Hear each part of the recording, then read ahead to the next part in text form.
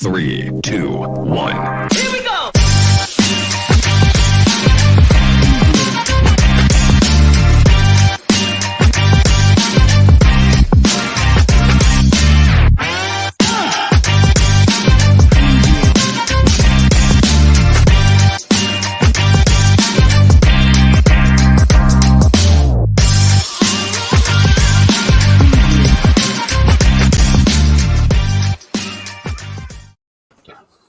Well, happy Friday afternoon, everybody. Oh, look at that. I totally forgot to change the branding, the modern technology. Boom, now we're correct. It's the Dennis that looks better. Show. I was getting worried there. I know. It's the Dennis and Andy show. It's a little warm today. It's currently 66 degrees, so apparently that means Dennis is going sleeveless. Sleeveless in Charlotte. Sleeveless in Seattle. Yep, exactly the reference. But it's Charlotte. That's right. And it's not sleepless. Not at all. Not at all. So yeah, so we thought we'd come on. We watched the Boba Fett season finale. I assume there's going to be a second season. And we both read our Alien Alamo from the great Graham Nolan, and we thought we'd talk about that too. Did you know during the Super Bowl there's going to be the trailer for Obi-Wan, the Obi-Wan show?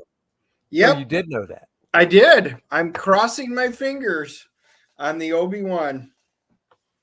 Nice. Yeah, so we'll get to see that. That comes out in May, I think. Courtney May 25th, I believe it is. Oh, look at you. You know the exact date. I do. Someone's a nerd. And damn proud of it. Oh. Well. So I guess we can chat about that first. Alien Alamo? No, Boba Fett. Oh, okay. Why? I was going to start with Alien Alamo. Well, we can start with it. I was going to start on the positive note. Oh, whoa. Okay, we can start with Alien Alamo. We'll start with Alien Alamo. Michael says, twice in 2 days. Awesome. That's what she said. I'm such a child. She does have low expectations. That's all I can say. You go tell Aaron that he needs to stop streaming for the next 35 minutes, and then he can restart. Wow. Joel's probably got multiple computers, so he's probably multi-streaming. How he's very dare he? That way. How dare he? All right, so Alien Alamo, we can talk about that first. You want to hold up the book there? Yeah, baby. I got my copy of Alien Alamo in the mail, and I'll show you some of the goodies. You might want to full screen it for a sec. Okay. So everybody can see. So Ooh. I finally got it. It was here, and I got a chance to sit down and read it. The artwork was really decent in this. I really did like the gatefold cover that it came with. The materials were really solid.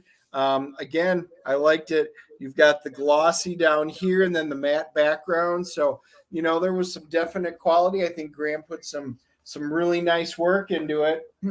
Then we wound up getting, I bet everybody knows what this is. Cyber Frog. There it is. I was going to say type it in, but yeah, baby, Cyber Frog. That was really cool. We did get the Compass Comics. We got the sticker for his branding. We've got the bookmark, which I actually used when I read it because I had to go in the halfway through it, and I used it to do it. Really? You couldn't read that in one sitting? No, I had somebody show up at the door. I didn't say, screw you, you got to come back in an hour. Yeah, that's what you do. Nope. You don't do that. You tell your wife, go get the door. She wasn't here.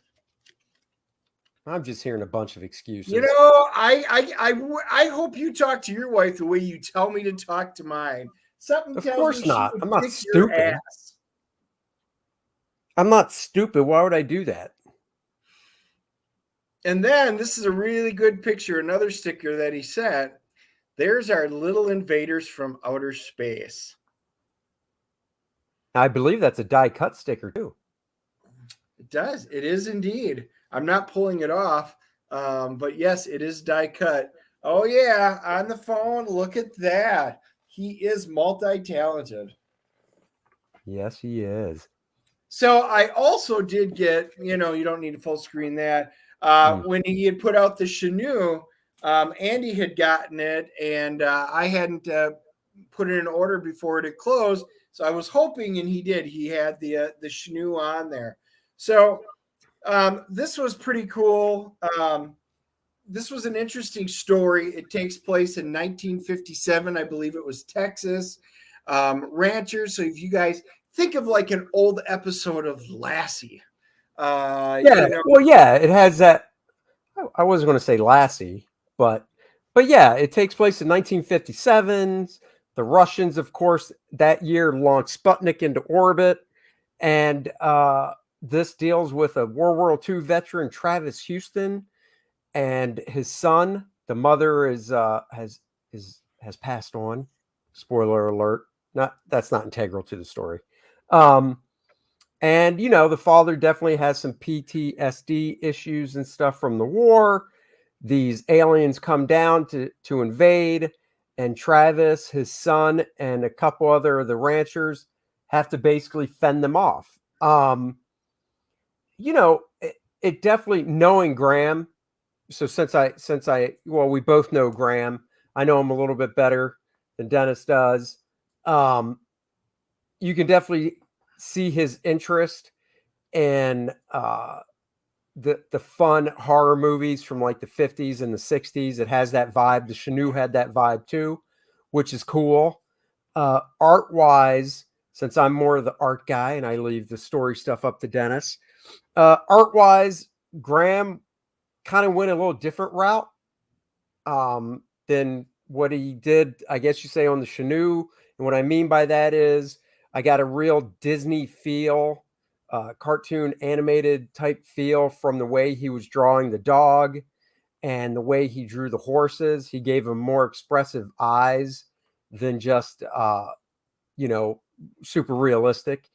Even the way he drew the son in the story had a little more of a cartooniness to it. All the characters were very had great individual looks to their appearance and stuff, and I loved it. I thought the coloring was really great. Greg Wright, he's a great colorist. He's been in the business for a long time. Used to be an editor as well at Marvel back in the day. I know him and Graham have worked together before. Greg did a great job coloring it. It's not overly done. The color choices are really nice. The palette for different scenes I thought were really nicely done as well. So it was a really fun book, nice fun read, and that's what I want from my comics. And the neighbor looks a lot like Sam Elliott. And the problem, or is it the cool thing, as they're as you're reading it, you hear their voices in their head. And the thing is, I sat there and heard Sam Elliott in every single word when he was talking. Howdy, James and Travis. And I could just hear his accent coming out. So I was like, yeah, that was pretty cool. It is. It's an interesting take. It's a little bit different than the type of books that we see, either the horror books or the sci-fi books that are coming out today.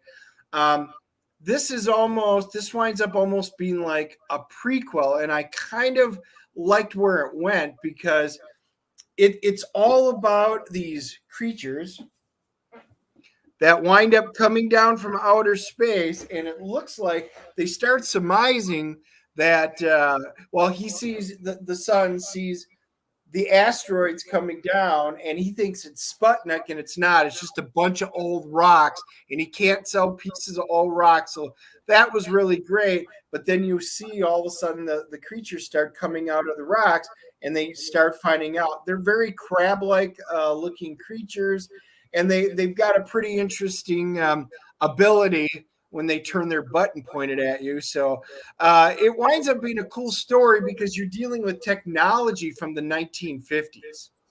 And, what do you have in 1957? You got shotguns, you got rifles, you got TNT, and you can start fires.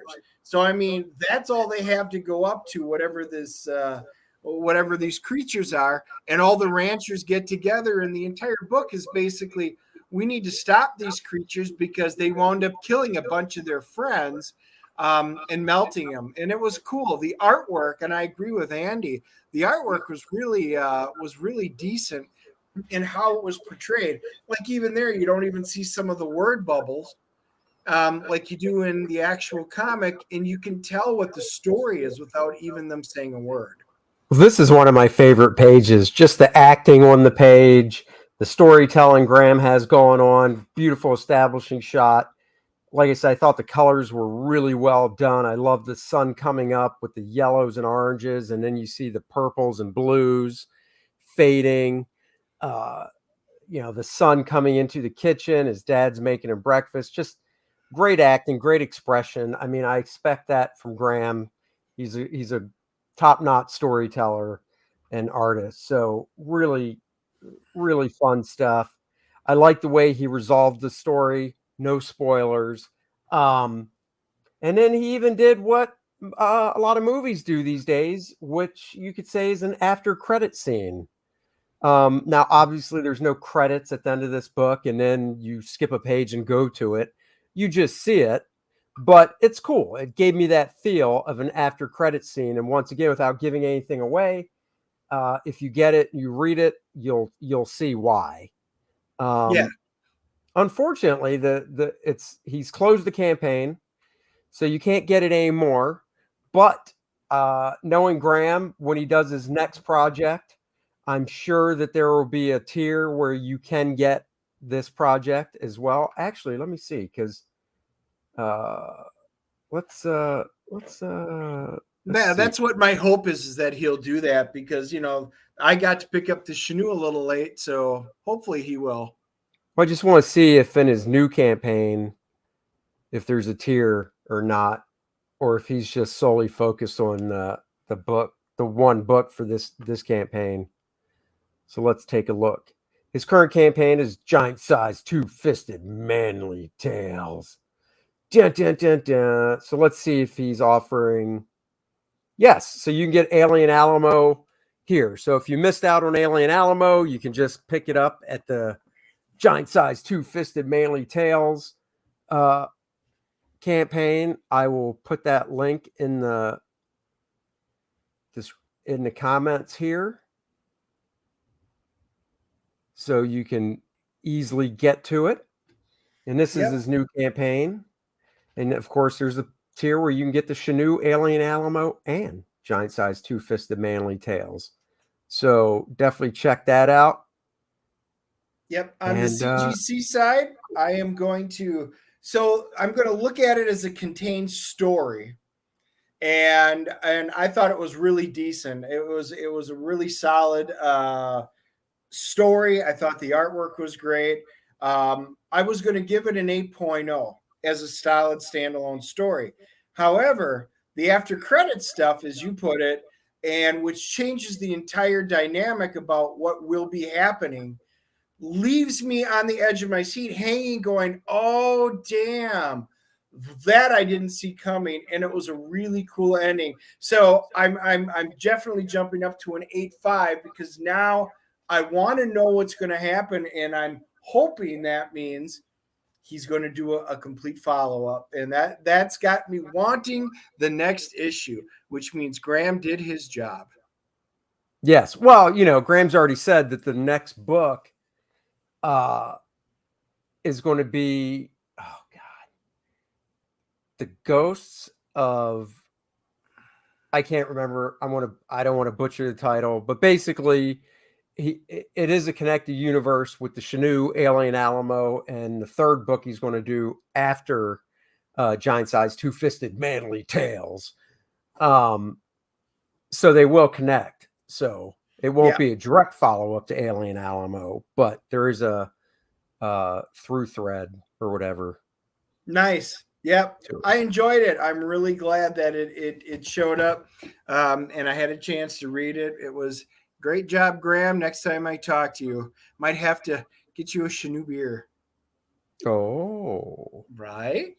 do you still have some unopened? I might have one can left. Oh, I still have like 3 or 4. Oh, well, look at you. I You know, I'm guess not an it's alcoholic actually like you. drink everybody. Oh, well, then you know what? I'll pick you up some Malt 40 next time. No, wait. So, for the Super Bowl on Sunday, somebody suggested that we should each drink a 40 during the Super Bowl. We could. I don't mind that because then it's not like just getting a can and go and finishing it and getting another one. You do 140. Now I'm not so sure about doing a malt liquor. Mad Dog 2020. Mad Dog 2020. Yeah, baby. Yeah. Mad Dog. I don't know about that. That's Let's right not- up there with Boone's wine. So yeah, so maybe we'll do the 4. Maybe we'll each get a 40 for the Super Bowl. Yeah, that would be kind of fun. It would. Did you, doing that? And did you invite Bud? Oh, I need to do that. I'll talk to him tomorrow. All right, because I know he's All not right. watching right now. No. So let's talk a little Boba Fett. Not just a little Boba Fett. This is it. This is the finale of the Fett. This is the finale. Wait. Is there not a season 2? As of right now, there's not. Oh, I didn't know. Yep. So what they had done is they had done Mandalorian season 1, Mandalorian season 2, Book of Boba Fett season 1, Mandalorian season 3 is what they had laid out. This could be the end. This could not be the end. There's a lot of what ifs. We already said that during the Super Bowl they're showing a commercial for Obi-Wan. That comes out before Mandalorian 3, though, doesn't it? Oh yeah. I'm not talking order of what they're releasing. I'm just talking of related shows. Right. Okay. Oh. See that? No more Borg woke scooter gang. I can't stand those. I really don't Mighty like Morphin Power Ranger Borg woke scooter gang. That's what we're gonna go with, Michael. Yeah, I'm not a fan of those at all. So there was throughout this, when we talk about it, we'll probably just delve mainly onto the final episode, but then we have to look at it in context of the entire show, and really shows, because honestly, the 7 out of the 7 episodes, only 5 were Boba Fett. 2 of them were very much Mandalorian based. Oh yeah. So yeah, this one starts off. So by the way, there's going to be spoilers. There's no way not to delve into this without the spoilers. Unlike Alien Alamo, you've had enough time to see it. It came out on Wednesday. That's right. So if not, drop out now and then come back and rewatch it, and then give us the thumbs up later. Yeah, this one starts out, they're preparing for war. They know it's coming. Boba Fett had sent Fennec out to go get all the hired guns, and things don't go so well. And they really don't get that many hired guns, not nearly as many as they thought. Hey, you got the Mandalorian. You got the Wookiee, whose name I can't remember right now. Yeah, Christian. It's Krrsantan, I think. Chrysanthemum. So, big black Wookiee. He was cool looking. He was a little underwhelming. He had spots in this where I thought, oh my God, the battle scenes. And he's shooting with his big, not a bowcaster. He's not like a Chewbacca, but he's got like a big barreled, really cool gun. But when he gets in, the little guys come in there and just start beating the hell out of him. So he was a little underwhelming in this one. I was a little disappointed on that one. Fennec Shan, it was cool. She went and did her thing and then kind of ran off. We don't see her until the very end of the episode. So I was kind of let down with that. Dude, it was the Marvel team up of Boba Fett and the Mandalorian. Well, right. And the action sequences that they wind up doing, they're inside the building and they're like, you know what? We should go back to my palace where it's more defensible. And as Mike calls them, the Boardwalk Scooter Gang was like, no, we should stay here. What? What? Well, no, we should go back to the palace. And they swear to God, the Borg Woke Scooter Gang did a Jedi mind trick. No, we need to stay here. We're here to protect our people. Okay, we'll stay here. So Boba Fett's supposed to be this tactical genius, right? A great bounty hunter because he wins because he's tactically intelligent. They made no tactically sound decisions in there. Sitting in that burned out building was not a good decision. Now, they are prepared. They can fly around and shoot things. And they've got all of this really cool, they've got their own little plan lined up. All of a sudden, 2 brand new droidicas, and I think they're called Scorpions now, but they're like basically 2-story tall droidicas from what they used to be, with shield generators come in there and they make the comment, oh my God, these 2 could level the entire city. So obviously the Pike are well funded. And if I were the Pike, I would be like, all right, yeah, let's bring in a heavy a starship and we'll just kind of bomb that building out. No, we're not going to have any aerial defenses. We're just going to sit around and pew, pew, pew with the little guys that are all going to come and stand in the way. Oh, my God. Well, where would they have gotten the aerial defense? Well, actually, I take it back. Mando could have gotten to his cool jet plane. And, yes. So what they did was they got the Rancor. The fight scenes were cool, although not tactically sound for the show. When the Rancor comes in and when he goes, I'll be back. And I was like, oh, there's only one thing left that we haven't seen that was set up throughout the whole show. And it was the Rancor. That was probably my favorite part of the entire scene of the entire show. The Rancor was great. They go to town on the 2 droidicas. It's great, but even the Darksaber can't penetrate the shields of the droidicas. None of the heavy blasters can penetrate it. Krishantin goes up and tries punching through it, and that won't make it through it. And so I guess we leave it up to the Rancor. And then he climbs up like King Kong and great. So that was really cool. The battle scene on that was excellent. Yeah, I mean, I think from the beginning to the end, it was pretty much it was a good way to do a season finale or maybe series finale with all the action and stuff. And of course, it leads into Mando season 3, it looks like. We did get to see what Baby Yoda Grogu chose. Did it because the episode before he had a choice to make? Was it choosing the baby lightsaber of Yoda, or was it choosing the little what's the name of that metal? Beskar.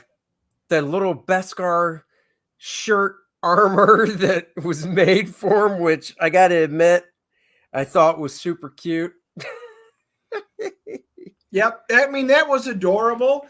The issue that I've got with Grogu in that whole storyline is, if you think about it, this is the Book of Boba Fett, and this wasn't very much about Boba Fett. Grogu shows up. The Mandalorian does interact with him. Fennec doesn't interact with him. She disappears, does a great job of assassination. He has his really cool scene with Cad Bane, which was great. They turned it into a great Western. That was the highlight of this show, was when he showed up. Yeah. This became a great old Western, putting the hands down, getting ready. And he's like, they explain why he's not as blue. They hint at it. He's older. He goes, I'm older and faster, because he's aged quite a bit since the last time they saw him when Boba was young and stuff like that. And that's when Bane became the best bounty hunter in the galaxy once Jango went down. So that was a really cool scene. And he's like, yeah, but I'm still faster. And he was, but that's kind of why his skin wasn't as blue. He's getting older. Instead of gray hair, his skin just isn't as blue. So that was kind of a nice thing that they put on there. I just thought the makeup on him looked great because to me it looked totally practical. It didn't look like it was CG'd. Right. Now I could be wrong, but looking at the amount, because he doesn't have a nose, so this part of his face, the way it popped off, looked like it was built on top of the actor's face. And same with the teeth and stuff. So I hope it was practical. I don't know. Maybe it wasn't, but I thought he looked fantastic for not, Yes. I had to ask Courtney who he was because, I'm not a big Star Wars guy. So. Yeah. And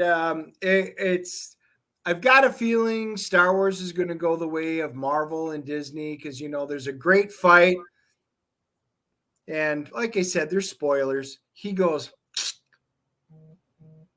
Well, yeah. Does he die?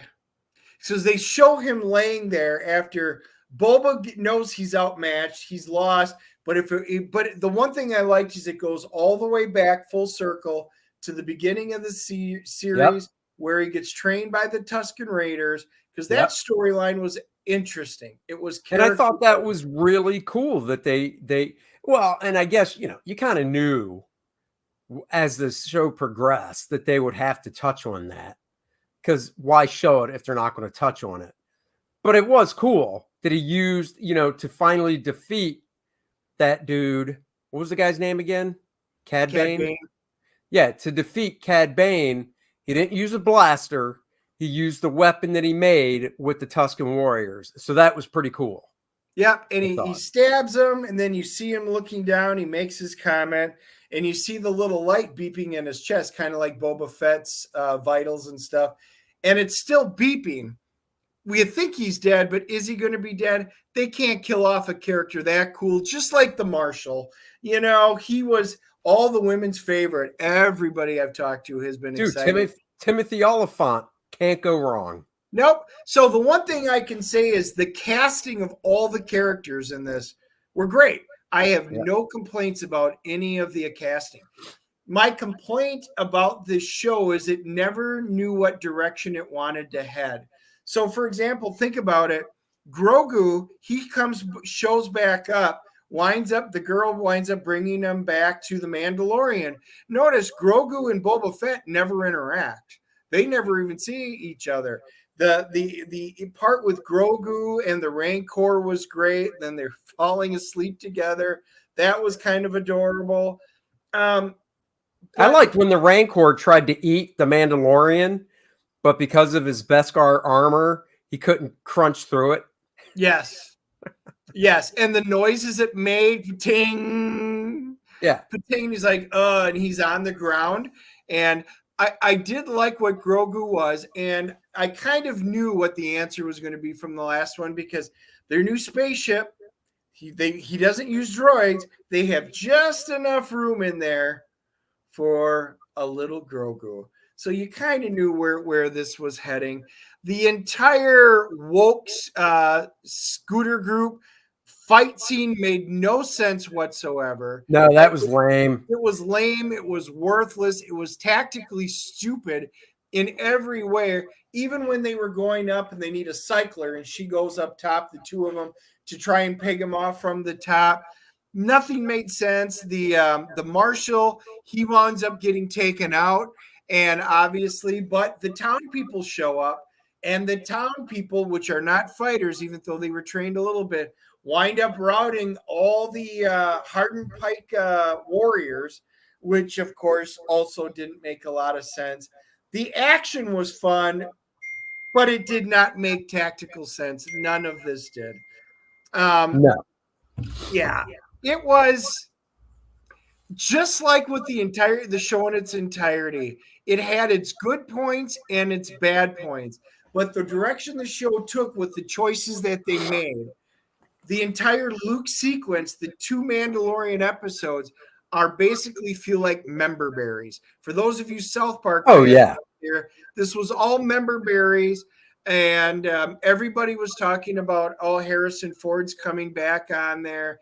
And we did hear that there was a whole bunch of reshoots, and he apparently did film, but they took him out. Oh. And I don't know. I don't know why they went this direction. It was okay. It ended. It was cute. But the Book of Boba Fett did very little other than to give you his backstory. It did nothing to make you want to see more of Boba Fett. It really No, I don't really care if it ever comes back. Mandalorian series. That's what that was like. Yeah, I'd rather see more of the Mandalorian. The Boba Fett did very little throughout this, and I like the fact that they're building on his character and they're fleshing out this two-dimensional character. But they did it in such an erroneous way. It just felt rushed. Well, it's also, I think they also just have a hard time because it's Disney and they can't go for even a soft like R when it comes to like the violence and stuff. And, it's kind of like, well, that's almost what it needs, though, See, Joe, that would be great. Mando, Boba, Ahsoka, Tano, Luke Skywalker shows are going to have an end game where they take on Grand Admiral Thrawn. That would be absolutely fantastic if that winds up happening. Andy's daughter, I know, is reading the Admiral Thrawn stuff right now because that was some amazing stuff. And Michael said the show should have been named Star Wars, the Book of Miscellaneous. I can't disagree with you. I probably wouldn't have watched it if it wasn't for my daughter, because oh, you got to watch it with me. You got to watch it with me. I'm like, all right, fine. I'll watch it with you. But I was saying before, I'm not that steeped into the Star Wars, mythos and all that stuff. So like the things you were pointing out just, didn't really. You wouldn't catch them. Susie either. Right. I didn't my catch wife them. was sitting there because she didn't watch, Bad Batch. She didn't watch Clone Wars. She didn't see Rebels. So like Cad Bane, she goes, I have no who the hell idea that is. I'm like, one of the coolest characters, especially in that era. I said he's phenomenal, and we loved it. For those of us that knew, actually, I do remember him. It's funny now. I just got the glimpse in my head. I do remember him from Bad Batch from a few months back now. Yeah, because he and Fennec Shan go toe to toe, and she winds up winning at the end. So he's got a score to settle. Yeah. So I do remember. I did like Fennec at the end because she disappears through the whole show, and you're like, my God, where is she? And she goes in, and after they've won, she basically wipes all the chess pieces off the board of all the families that betrayed him and the mayor and everybody. That was cool to see because you're right. They can't do an R, but it was definitely like a PG-13 because she did take him out and as what we would expect to see. The problem is it just left too many questions, and there wasn't. Oh, and then Boba Fett's missile. This was my biggest pet peeve that pissed the hell out of me because Boba Fett's got this awesome backpack with this missile, and we have been dying to see a real one. He had some cool little tricks. He's got knee missiles, kind of like the Phoenix ones of the Mando. They had some cool tricks, but the droideca's sitting there and with his big shield up, and Boba Fett finally goes, beep, puts it down and launches this incredible rocket, because there have been theories about what a badass rocket this is and what the damage it could do. It's this big explosion, and they're like, yeah, and then the flames go out, and it did nothing. It literally did nothing. It was like, we have waited since Empire Strikes Back to see this work, and it did shit. It just made some nice fireworks. Pissed me off. That was a huge letdown. Again, they made some really bad decisions, and they didn't show off any of Boba Fett's really important skills and really advance the character to show what he's capable of once again. It just seemed to me, besides the episodes with the Mandalorian, the rest was just kind of pointless, especially if they're not going to do another one. Because Yes. it seemed like an introductory season, Yes. you know, to set stuff up for a second season. And if they're not doing another one and this is it, then it's kind of like, well, to me, it was just a waste, and except for the 2 episodes of with the Mandalorian. He's the Daimo, and maybe we'll see him as a pop-up character like he used to be, and they may have to come to Tatooine and get his help on something. But as a full-blown standalone character that deserves another season, if that was their goal, they failed. They absolutely failed. There were things that were really enjoyable and fighting, and it was cute. You know, the little Grogu tapping on the window, you know, to do That was awesome. It's adorable. However, he's 50 years old. He doesn't speak. He's still little shiny objects. And if I were Luke, I'd be like, how could I train you to be a great Jedi Master when you're like an infant child yet? And I understand they age slower, but not to this point. And I'm like, it did not make a lot of sense. So much of this series did not make a lot of sense. Get rid of the Power Ranger squad and bring in somebody that was in there. Get rid of their stupid bikes and say, you know what? Get some real bikes, real speeders that were in there. Anyway, it was all right. And the ending, of course, there is an after credit scene. And I know if you stuck around, you've seen it. You get to see the Marshal, who's still alive, in the back to tank healing. And then you see the Mod, Mr. Mod, with his flame there. So he's going to do the same thing he did for Fennec. That kind of interests me. Yeah. I would like to see an entire show on the Marshal instead of. Well, yeah. Well, and part of that, though, I wouldn't mind seeing just a couple episode show with the Marshal or a 6-episode season, because Timothy Oliphant just has more of a screen presence than the guy that played Boba Fett. Yep. I mean, that's just what it comes down to. Yeah, you know, he was not very engaging. Boba Fett, the cool thing about Boba Fett up until this was you didn't know what he looked like without his helmet on. And I mean, we saw that in The Mandalorian, but I'm just saying in general, he had that mystery behind him, that mystique. And once they pulled that curtain back, you saw it in the prequel trilogy, you knew it because he looked like Django. But what I'm saying is once they dumped that, the mystery's gone. You know, yeah. So, what's your grade? So, for this episode, as a closing out episode, I love the action sequences. It was fun. Tactically, didn't make a lot of sense, but it was enjoyable to see. It was good blaster fire. The droids, some of the fight scenes were good. The character interaction, what there was fun. Didn't make a lot of sense. Mando and Boba Fett, yeah, we're both going to die. Let's just go out blazing instead of making a tactical retreat. And I'm like, that didn't make sense. I'm going to give the final episode a 6.5. There were some things that I thought were endearing, and there were parts that I thought were just so ridiculously bad. I'm honestly surprised at how bad this last episode was. It's not a complete failure, but man, your expectations were being built up to it. As an entire show, I am going to give this a 6.0. I enjoyed some of the background building. I enjoyed learning about the Tuskens, and there were some great things that I enjoyed. Jennifer Beal until she died. I know, man. And they better not have killed off Cad Bane for real, because once again, what a waste. What a waste. Anyway, I'm doing a 6 for the show.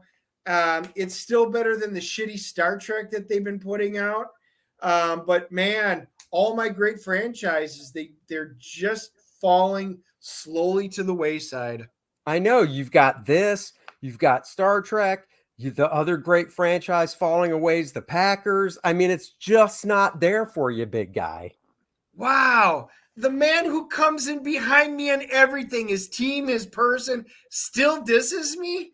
Man, you're like the finale of the Boba Fett series. You make no sense. You're just a little bit of Flash. All right. Well, I'm a lot of Flash. The funny thing is, we're actually right there on the grade. I was going to give this last episode a 6. So you Really? gave it a 0.5 higher, and I was giving the whole season a 6 as well. So, because it's just, it was just okay. It was just okay. My favorite 2 episodes were the last 2 with the Mandalorian centric episodes. Other than that, the rest was just okay. So, well, I'm curious, what would Courtney have given it? Would she have given it 10s because she loves it so much? oh, 10s? You watched it with her, so I'm curious. 10s. She probably, she's 18. She loves Star Wars, even though she does know enough not to like the 3, the last 3, whatever you call them. She'd probably give it a 9, probably give it a 10. Yeah, okay. She was I jumping was all just around at curious. certain scenes and stuff. So My wife thought it was cute, but I do agree with that. The bikes were still so stupidly slow, right? I mean, the return of the Jedi speeders out into the wilderness. I mean, come on, speeder bikes like that. That's what they should have been. Anyway, I'm glad they're doing Star Wars. It's just, damn, this feels like Disney Star Wars. And I really had higher expectations with Favreau and Filoni, but this felt like it had Kathleen Kennedy's fingers all over it. It just did. Maybe I'm wrong. I do not know the internal workings over there, but this feels like a Kathleen Kennedy shit show. We'll see what they do with Obi-Wan. Yep. Well, there you have it. Going into Super Bowl weekend, we will make our predictions, and then next Wednesday we'll see if we're correct. Neither one of us has a dog in this fight, so we've already talked about it. I'd be fine with either team winning, but to make a prediction, I'm going to have to predict the Rams take it because I think they have a more seasoned team as a whole. And I think they'll outplay them. I think it'll be a close game, maybe like field goal, touchdown. But I think the Rams are going to win. I'm going to be right there with you. I like both teams, even though neither one are the Packers. But I like both teams. We played against Stafford for so many years. He was drafted to a shitty team. I mean, God, the poor Detroit Lions. So the Rams, they swap quarterbacks with them, and he winds up going to the Super Bowl. I really have always liked Matt Stafford as a person, as a leader, and he was just surrounded by a lot of shit and bad talent and bad coaching. So I kind of want to root for him. The problem is the Bengals are kind of the underdogs. They've never won. I do like the quarterback. Burrows is just a fun young kid, second year in it. Can he pull it off?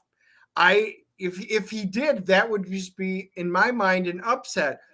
I think the Rams will pull it off too, but honestly, it could go either way. Burrows could either get flustered because this is a Super Bowl is much different than a regular game. Or does he compose himself and lead him to an upset? I'll be curious.